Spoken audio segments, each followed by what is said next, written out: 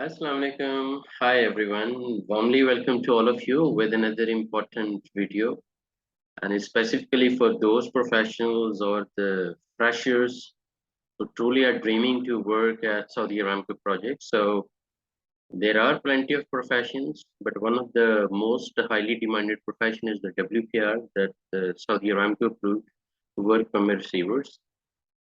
Several videos I uploaded how you can be WPR and what is the roadmap and what are the things you need to achieve. And just in a nutshell, I hope you all remember first we need to pass third party certification or exam. And that's the third party certification. Of course, you need to go to Saudi Aramco approved training center, sit for 4 days, face-to-face training, and then you pass their exam with 80% minimum marks. And after passing this one, of course, your company or you directly try to get Aramco schedule for your final WPR exam with Saudi Aramco.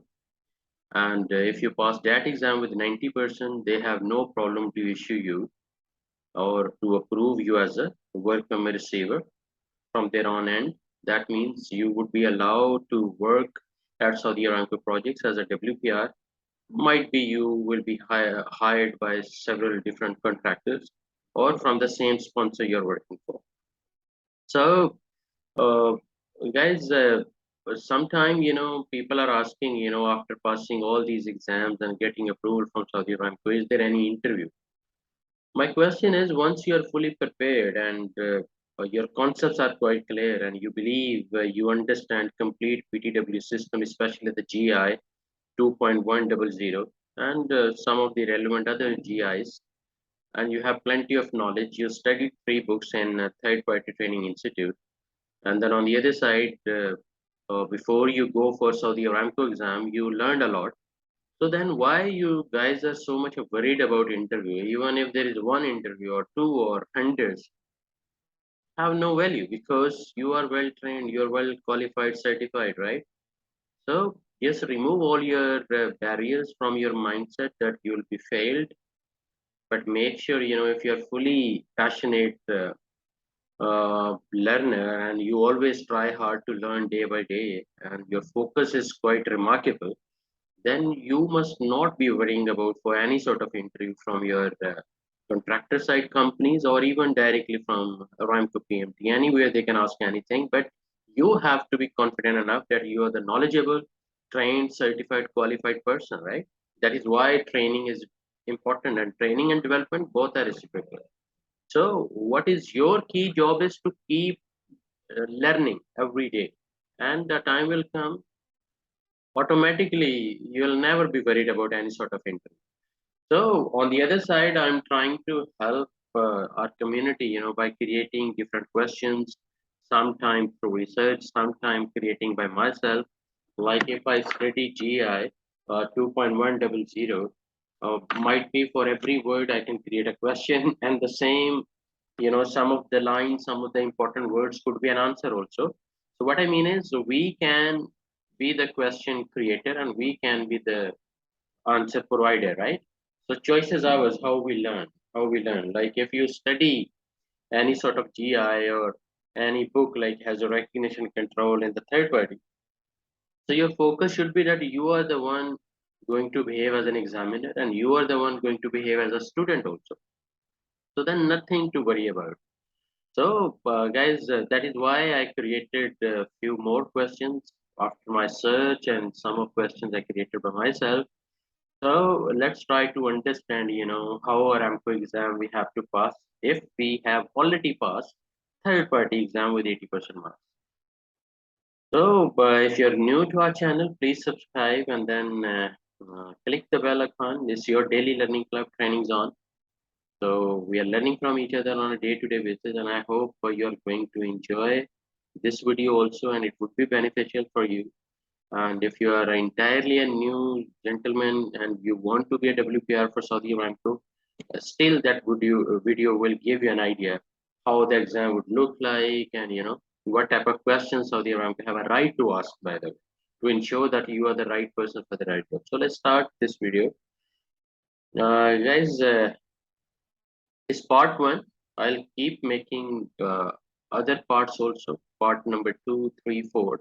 I'll keep sharing questions. What I have realized that every time, as per the data analysis, Aramco have strategy to change the question bank. So if they change the question bank, we must be capable to create that question bank in our mind also. So that's why a few of the questions might be you never ever heard, but still they are there. So the answer must be you must be familiar how to give the answer, and your concept must be clear. Once your concepts are clear as a work from a receiver and project to project as per your several sort of understandings during the training, of course, nothing should be difficult for you. Like question number one, if you study the which of the following safety precautions must be used when performing doing abrasive blasting, I always mention if you can understand the question, then you can give the answer quite easy. If you are unable to understand the crux of the question, then answer would automatically be difficult. Then you'll be just guessing. And any doubtful answer or you are guessing, very less chance to be successful because every time it's hard to be lucky, right? So that is why I always, motivate you to keep focus and clear your concept rather than memorizing because there are thousand and thousand words, so you can memorize everything. So clear your concept, and the question itself is a kind of scenario or a so this scenario relevant to technical logical concept. You have to decide what should be the answer. Out of the given options. Actually, the good part is the options are given. Only one or two options you need to decide or you need to select.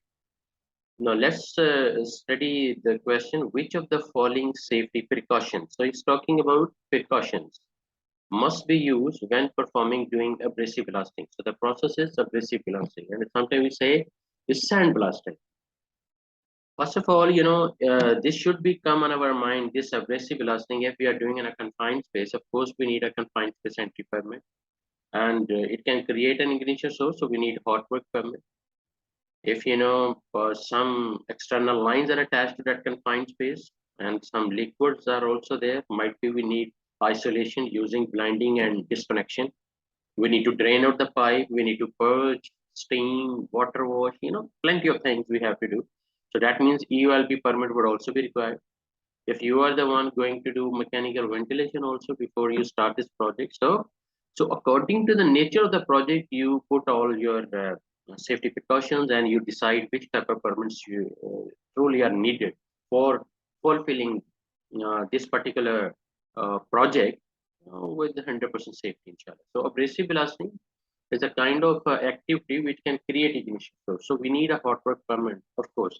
But if activity is being done within the confined space, of course, we need confined space entry permit also, right? Now, if you need for this abrasive blasting some scaffolding, so you need cold work permit also. So I hope you got the point. No, scaffolding might be being done by another expert, specialized scaffolding company. They will get cold work permit and confined space entry permit. If scaffolding is required within the confined space, so a different kind of multiplication of different requirements actually coming all together. But now see for this particular question, which of the following safety precautions must be used when performing doing abrasive blasting? Either we need deadman switch, air supplied hood to cover, and bounding, or we will go for earthing or no, earthing wouldn't be work here. We need bounding, right? Or we call it bonding. But in fact, all of the above. Okay. So the answer is all of the above. Now, in Saudi Aramco, most incidents occur because of not following the safety rules and procedures. Quite understandable. What are the hold tags? Why are the hold tags installed? Like you have Lotto lockout tag out, but the question is only relevant to the hold tags. Why we place hold tags? So of course the hold tag, the word tag itself is explaining that some information we need to share through this hold tag. But what is the purpose? Why we install them? So there are different options, but the right option is to explain why the locks are installed. We are explaining why the locks are installed. Okay, so D is the right option. Now, your job will involve welding of a wall to a new pipeline located at 3 feet inside the tank. This question on social media, I noted plenty of debates were going on and the guys were arguing to each other. But it's the best way to learn from each other, to be very honest. Because if everybody is having the word yes, might be that yes could be no, actually. So the debates always give you some more better brainstorming chances to understand the topic typicality in more deep manner. So accordingly, you decide, what could be the right answer. Like your job will involve welding of a wall. So welding of a wall to a new pipeline.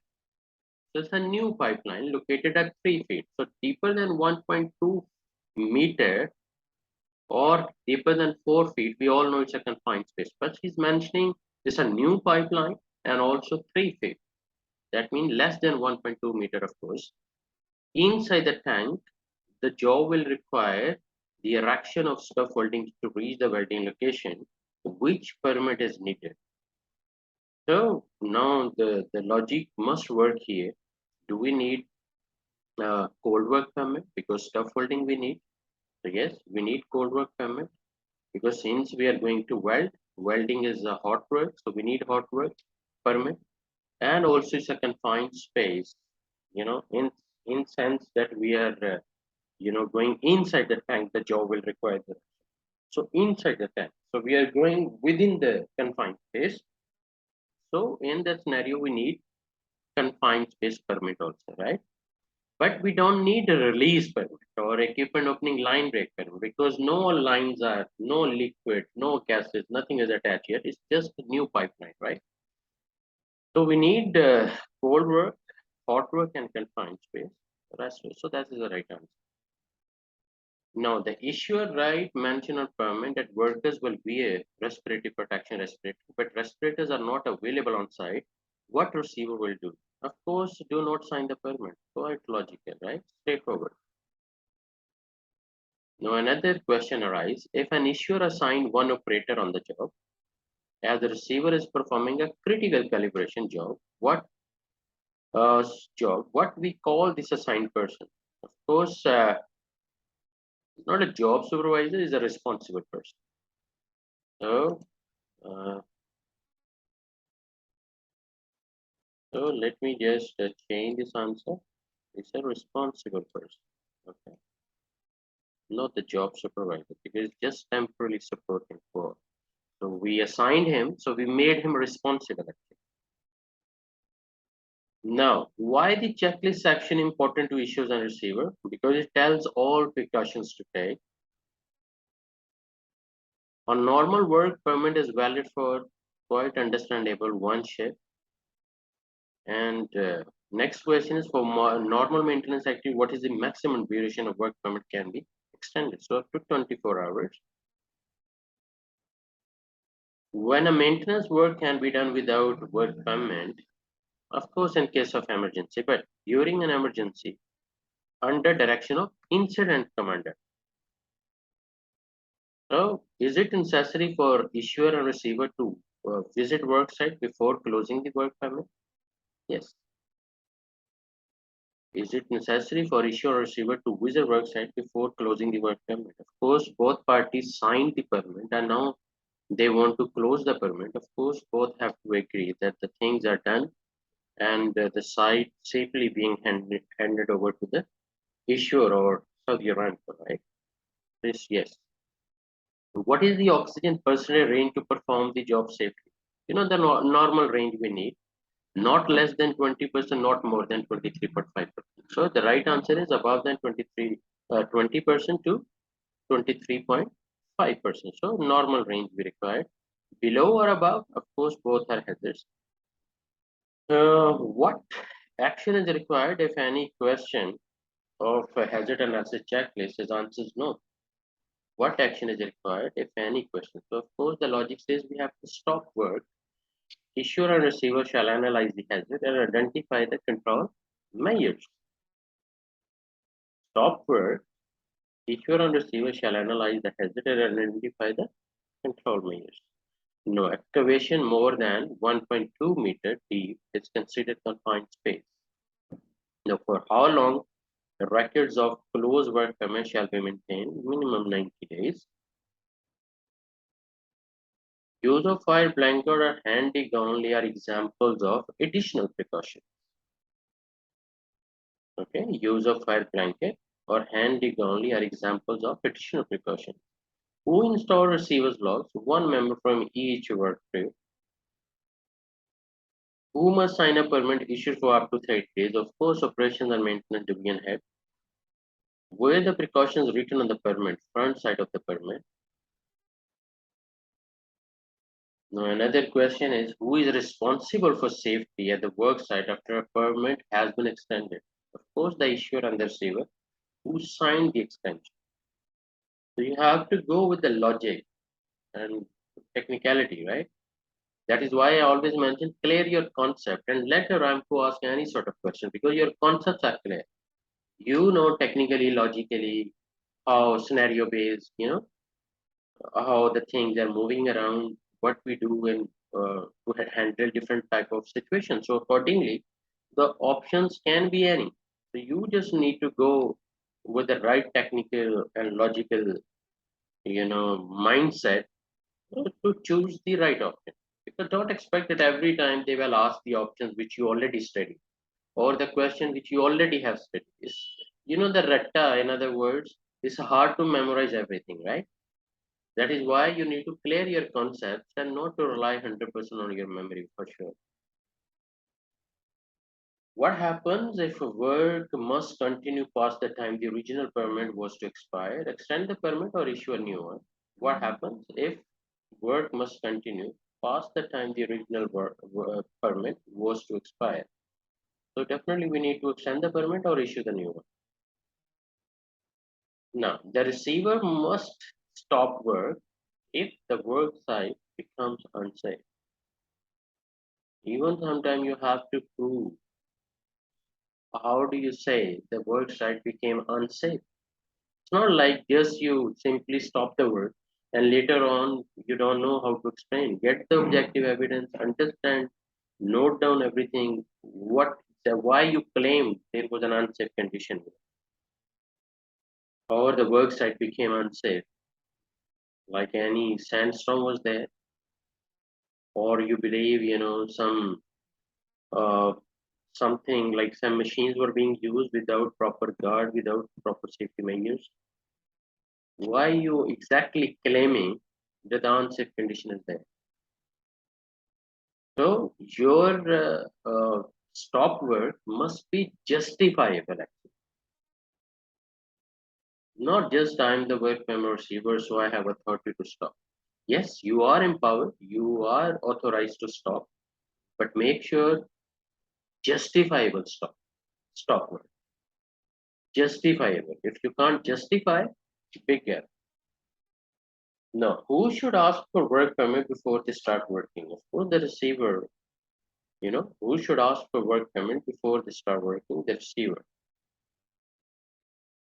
Now, what must the issuer write on the work permit? Select all items that apply. That's a very tricky kind of question. What exactly? What must the issuer write on the work permit? Select all items. So, of course, signature must be there, certificate number we need, and badge number. These are three important areas to be mentioned clearly. Signature, certificate number, badge number. Organization number, sometime they have no idea, to be very honest, and certificate expiry date also. So make sure three important areas shouldn't be missed up. You can't miss these three information like your signature, certificate number, and your badge number. Thank you very much, guys. This is part one. So I'll keep searching, I'll keep creating some new questions, and probably this work permit receiver, Aramco based. the exam. I'll be making weekly video, maybe on every Thursday, and will upload on the same day. And on the other side, for any video for third party exams, I'll try to create that one also. The idea behind is to keep you updated, and the ultimate goal you must bear in your mind that you have to be the right person for the right job. Let's take an example. I'm the one going to train you, and I trained you uh, honestly. But unfortunately, the moment you went on site, your presentation was literally embarrassed. And the Aramco PMT or the guys, they understood that you are nothing because somehow you passed the exam. But in fact, your technical concepts, your logical concepts, your intelligence, your skills as a safety professional, as a WPR, is not up to the mark. So to avoid from that embarrassment, I'm telling you, you have to keep your learning momentum and your spirit higher every day. You can't just say, oh, I attended 4 days training, third party training is all done. I achieved 80%. So the journey is done. No, no, no. That was the starting point actually. Now, with the same mindset, you keep learning every day, and a time will come you will be more confident, and everything will be quite transparent. And one thing I would mention, please don't forget to take the copy of GI 2.100 because the complete PTW system is designed based on this GI. And then, of course, there is a collaboration or integration of different other GIs also, including CSM, Construction Safety Manual. But that is the one most important where you have to understand, the complete PTW system of Saudi Arabia. So good luck, and keep me informed through these videos uh, how much marks you achieved, Marshall, in a Aramco exam. And of course, there are plenty of videos already uploaded for third party exams also. But few new videos I'll try to create, with some new questions. Thank you very much. Take care of yourself.